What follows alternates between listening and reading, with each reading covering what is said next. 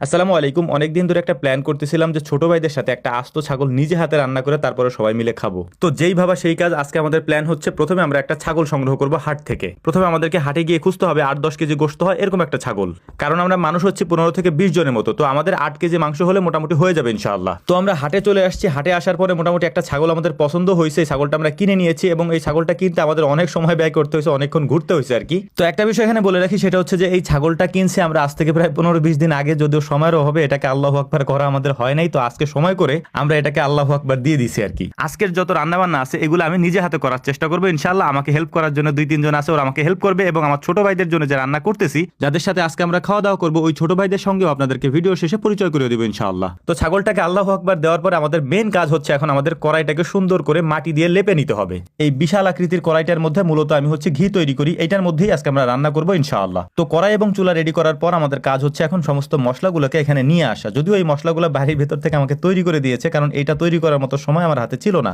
তো যাই হোক, আলহামদুলিল্লাহ সমস্ত কাজ কমপ্লিট করার পর আমাদের রান্না আমরা শুরু করে দিয়েছি। এবং এর মাঝখানে একটা বিষয় বলে রাখি, সেটা হচ্ছে ছাগলে মোটামুটি আমাদের 8.5 কেজির মতো গোশত হয়েছিল। তো টোটাল 8.5 কেজি গোশতই আমরা রান্না করার চেষ্টা করবো ইনশাআল্লাহ। এর পাশাপাশি মাথা এবং যে ওর কলিজা টলিজা যা থাকে এটা দিয়ে আমরা ডাল রান্না করার চেষ্টা করব। তো আলহামদুলিল্লাহ মোটামুটি পুরোদমে আমাদের রান্না চলছে। আমাদের টার্গেট হচ্ছে জোহরের নামাজের আগে হচ্ছে আমাদের এই রান্না কমপ্লিট করতে হবে। আর এর মধ্যে ছাগলের বিষয়টা যদি আমি বলি যে 8.5 কেজি মাংস কেমনে হইলো, এটা হচ্ছে যে আমরা আসলে মূলত তো খামারি, তো ছাগল দেখলে আমরা বুঝতে পারি যে কোন ছাগলে কতটুকু মাংস হতে পারে আর কি। তো ছাগলের মাংসটাও বেশ মাশাআল্লাহ সুন্দর হয়েছিল, যেহেতু এটাকে আমরা আনার পরে আমাদের খামারে প্রায় 20 দিনের মতো আমরা পেলেছি এবং 20 দিন পালার পরে তারপর হচ্ছে আমরা এটাকে আল্লাহু আকবার দিয়ে দিয়েছি। তো গোশত রান্নার জন্য প্রথমে আমরা গোশতগুলোকে সুন্দর করে ভুনে নিয়েছি, এরপরে এর মধ্যে কিছু আলু দিয়েছি এবং আলু দেওয়ার পরে আমরা যেহেতু মানুষ বেশি, প্রায় আমরা 20 জনের মতো মানুষ, তো 20 জন মানুষ 8 কেজি মাংস, তো মোটামুটি আমরা একটু ঝোল রাখার চেষ্টা করেছি যাতে করে সবার মধ্যে হয়ে যায় ব্যাপারটা। আমরা যেহেতু সবসময় গরু ছাগল হাঁস মুরগি পাখি এগুলা নিয়ে কথা বলার চেষ্টা করি, এ ধরনের ভিডিও আমরা আগে পরে কখনো করি নাই, আমাদের কাছে কেমন কেমন জানি লাগতেছিল। আর রান্না করতে বেশ ভালোই লাগতেছিল, যেহেতু বড় পরিসরে আমরা রান্না করতেছি, আমাদের রান্না করতেও বেশ ভালোই লাগতেছিল। তো আলহামদুলিল্লাহ মোটামুটি আমাদের তরকারি রান্না হয়ে গেছে, মানে আমাদের মাংস রান্নাটা হয়ে গিয়েছে। এখন হচ্ছে আমরা ডাল রান্না করার চেষ্টা করবো, অর্থাৎ এই কড়াইতেই আমরা ডাল রান্না করার চেষ্টা করবো। যে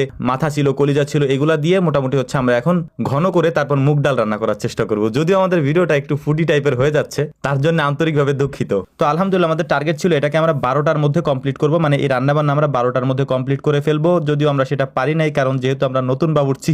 তারপরে একটা কাজ আমাদের সহজ হয়ে গেছিল, সেটা হচ্ছে ভাতটা আমাদের রান্না করতে হয় না, এটা বাড়ি থেকে আমাদেরকে রান্না করে দিয়েছিল। যদি ভাত রান্না করতে হইতো তাহলে হয়তো জোহরের আগে আমরা এটা শেষ করতে পারতাম না। তো যাই হোক আলহামদুলিল্লাহ এখন হচ্ছে এইটাকে আমরা সুন্দর করে ভুনে নিব, মানে এই যে ডালটা আমরা রান্না করবো, এই ডালটা অনেক সুন্দর হয়েছিল, যদিও ভাগে কম পাইছিলাম আর কি। যাই হোক ব্যাপার না, নিজ হাতে রান্না করতে পারছি, এইটা হচ্ছে বড় কথা। তো যাই হোক আলহামদুলিল্লাহ আমাদের ডাল রান্না এখন মোটামুটি শেষের পথে। এখন এটাকে আমরা সুন্দর করে ঢেকে দিয়েছিলাম, ঢেকে দেওয়ার পরে দেখলাম যে সুন্দর করে এটা থেকে ঘ্রাণ বের হচ্ছে, তখন এটাকে আমরা নামিয়ে ফেলেছি। তো ডাল রান্না শেষ করার পরে মোটামুটি আমাদের রান্না বান্নাও আজকের মতো শেষ হয়ে গিয়েছে। এখন এটাকে পরিবেশনের পালা। যদিও আমরা বলেছিলাম ভাত আমরা রান্না করি নাই, ভাত আমাদেরকে রান্না করে দিয়েছিল বাড়ি থেকে, এর পাশাপাশি সালাদটাও আমাদেরকে বাড়ি থেকে বানিয়ে দিয়েছিল আর কি। যদিও এটা আমাদের না করতো তাহলে আমাদের আরো সময় যেহেতু আমরা টাইম মতো হয়তো পৌঁছাইতে পারতাম না। তো আমি বাড়িতে বলে রেখেছিলাম যে ভাত রান্না করতে হবে হচ্ছে 4 কেজি চালে, কিন্তু বাড়ি থেকে ভাত রান্না করে দিয়েছে 9 কেজি চালের। এত চাল আমাদের লাগবে না, অর্থাৎ এত ভাত আমাদের লাগবে না, যদিও তারপরেও আমরা নিয়ে যাচ্ছি, কারণ হচ্ছে যাতে আমাদের শর্ট না পড়ে আর কি। তো যাই হোক আলহামদুলিল্লাহ আমাদের সব রান্নাবান্না কমপ্লিট, সবকিছুকে আমরা ভ্যানে তুলে নিয়েছি। এখন আমাদের গন্তব্য হচ্ছে আমরা চলে যাবো আমাদের ছোট ভাইদের কাছে। হয়তো এই রাস্তাগুলো আপনাদের কাছে পরিচিত মনে হইতে পারে। তো এই রাস্তাটা হচ্ছে মূলত আমাদের নানা বাড়ির রাস্তা, মানে এই রাস্তা দিয়ে আমি আগে পরে কয়েকবার হচ্ছে আমার মামা বাড়িতে গিয়েছি, আপনাদেরকে ভিডিওতে, মানে আমার যেহেতু আমার মামার খামার আছে ওইখানেও আপনাদেরকে দেখিয়েছি। তো আলহামদুলিল্লাহ আমরা চলে আসছি আমাদের নানা বাড়িতে। আর এইটা যেটা আপনারা দেখতে পাচ্ছেন এইটা হচ্ছে আমাদের নানা বাড়িতেই মাদ্রাসা, যদিও কোনো একটা ভিডিওতে হয়তো আমি এটা বলেছিলাম। তো এই মাদ্রাসা যা ছাত্ররা পড়াশোনা করে ওরাই হচ্ছে আমাদের ছোট ভাই, এবং ওরা এখানে অনেকদিন যাবত পড়াশোনা করতেছে, এবং এর পাশেই হচ্ছে আমার নানার মাকবারা বা কবর বলতে পারেন। তো আলহামদুলিল্লাহ এখানে আসার পরেই জোহরের নামাজের পর আমরা খাওয়া দাওয়া শুরু করেছি আলহামদুলিল্লাহ। ভিডিওতে যিনি খাবারগুলি পরিবেশন করছেন উনি হচ্ছেন আমার মেজো মামা। মূলত হচ্ছে আপনারা অনেকেই ওনাকে দেখেছেন, ওনার খামার আছে, আমরা আগের ভিডিওতে বা কয়েকটা ভিডিওতে ওনাকে দেখিয়েছি।